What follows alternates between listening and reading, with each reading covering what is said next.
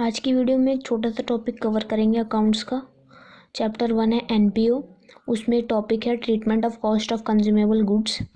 तो अगर हमें कोई भी सिंपल क्वेश्चन आया है कंज्यूमेबल गुड्स के रिगार्डिंग में, तो हम उसका पहले ओपनिंग स्टॉक लिखेंगे, फिर उसमें से उसके नेट परचेजेस ऐड करेंगे एंड लेस कर देंगे क्लोजिंग स्टॉक। तो ये जो अमाउंट हमारी निकल के आएगी वो आएगी हमारी जो हमें इनकम एंड एक्सपेंडिचर अकाउंट में शो करनी है। ये तो वो है जब हमें पूरा सिंपल क्वेश्चन दे रखा हो। अब एक नोट मैंने लिखा है कि अगर अमाउंट पेड या फिर payment made for purchasing any good, जैसे कोई भी स्टेशनरी है उसको खरीदने के लिए हमने कोई भी अमाउंट पे करा है, वो अगर हमारा क्वेश्चन में मेंशन है तो हम तब क्रेडिटर्स की ट्रीटमेंट करेंगे। बट अगर हमारा है कि जैसे सपोज स्टेशनरी परचेज्ड ये गिवन है, तो हम क्रेडिटर्स की ट्रीटमेंट नहीं करेंगे जब तक अमाउंट पेड या फिर पेमेंट मेड ये वर्ड दिया हुआ नहीं हो।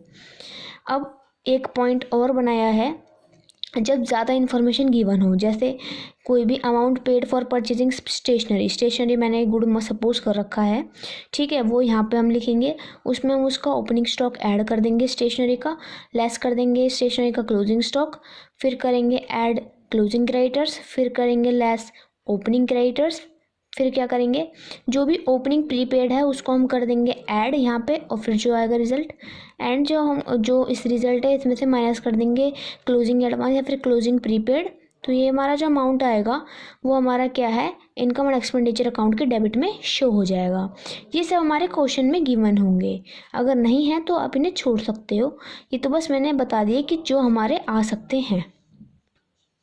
अब अगर हमें एक केस है जब हमें नेट परचेज गिवन नहीं होता है, तो हम उस नेट परचेज को निकालते हैं, ठीक है, और हमें उसमें क्या दिया हुआ होता है कि अगर हमें पेमेंट जो करनी है वो है क्रेडिटर्स को, वो गिवन है, ठीक है। जैसे हमने कोई भी गुड खरीदा, कोई भी क्रेडिट पे ख़रीदा है, जैसे स्टेशनरी हमने क्रेडिट पे ख़रीदी है एंड उस पर हमने देखा है कि इतने हमको क्रेडिटर्स को पेमेंट कर दी, ठीक है, लेकिन हमें नेट परचेज के बारे में कोई भी इन्फॉर्मेशन नहीं है, तो हम उसको निकालेंगे। कैसे निकालेंगे, या तो हमें क्वेश्चन में गिवन होगा payment made to creditors, opening creditors, closing creditors, ठीक है, ये हमें गिवन होगा, और ओपनिंग और क्लोजिंग स्टॉक हमें गिवन होगा जो भी हमारा गुड है स्टेशनरी का, ठीक है। और हो सकता है कि कैश परचेज भी गिवन हो, अगर गिवन नहीं है तो भी कोई दिक्कत नहीं है, ठीक है। जो हमारा अभी हम करेंगे तब बता देंगे।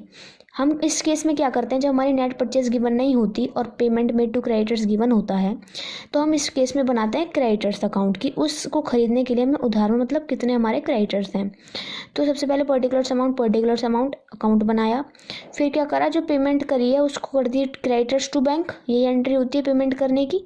तो 20,000 आ गए डेबिट में।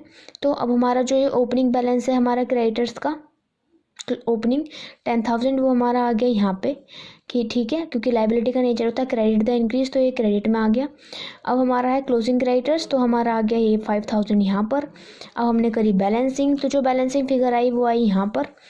तो अब क्रेडिट साइड में तो यहाँ पे बाई जैसे एनी गुड जैसे स्टेशनरी है तो उसका यहाँ पे बैलेंसिंग फिगर बचेगी, वो आएगा क्रेडिट परचेज। मतलब हमें ये निकाल लिया कि हमने क्रेडिट में इतने परचेज करी है उस किसी भी गुड को या फिर स्टेशनरी को, तो वो आ गई 15,000 रुपये की, ठीक है।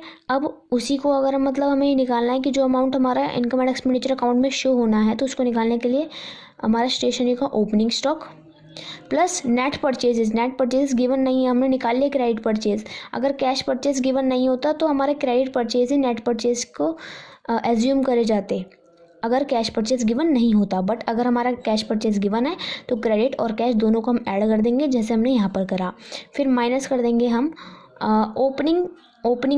क्लोजिंग स्टॉक, वो है 10,000 किसका, स्टेशनरी का। तो यहाँ पे हमारा यहाँ पे माइनस हो गया एंड आंसर आ गया हमारा 27,000, जो हमारा इनकम एंड एक्सपेंडिचर अकाउंट में स्टेशनरी परचेज हमारा एक्सपेंडिचर साइड ये हमारा शो हो जाएगा।